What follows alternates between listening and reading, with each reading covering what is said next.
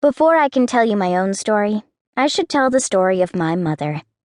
She was the woman who could spin straw into gold. Except that was a lie, and it was that lie that decided her future and mine.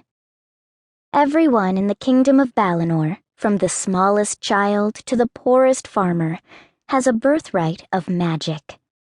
Most were small birthrights, the ability to find lost coins, or the ability to run a finger over a scratch and heal the skin. Tiny small things that made day-to-day living a bit more bearable.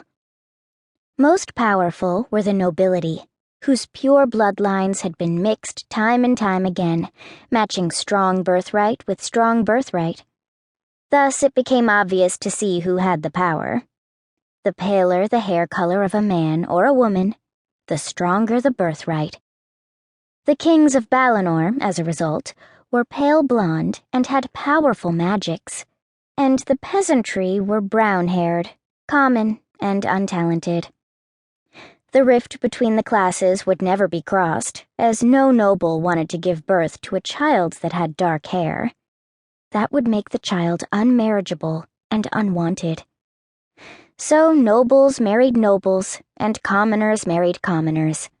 And the nobles' magic grew stronger, even as the commoners' magic grew weaker with every generation. At least, until my mother's time. My mother was a very beautiful peasant girl, or so I have been told, with warm brown hair and a sunny smile.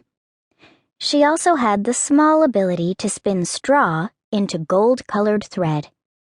Completely and utterly useless for more than party games and some very coarse woven fabric. She grew up happy and unnoticed, until her father's crop failed and they were left penniless. I am told my grandfather was a ruthless, selfish man, and that is who I am patterned after. Perhaps they are right, because he chose to make a decision that forever changed my mother's life. He told people she could spin straw into gold with her talent. And indeed, when she proved she could spin straw into a shiny, fine thread that looked very similar to gold, the word spread. Her father hoped to use her gold thread to pay off his debts and return the farm to normal. Instead, word spread to the king himself, and he sent the prince to pay a visit to the peasant with such an impressive talent. I am told that the prince was young and handsome back then, with shining golden hair and a beautiful smile. My mother was lovely as well, though she lacked the gilded beauty of nobility. The prince fell in love with my mother, either because of her ability to spin money or for her lively, sweet nature. Either way, her fate was sealed. They took her to the palace and commanded her to spin for them. Balinore, you see, is a kingdom of excesses, and excesses become expensive over time.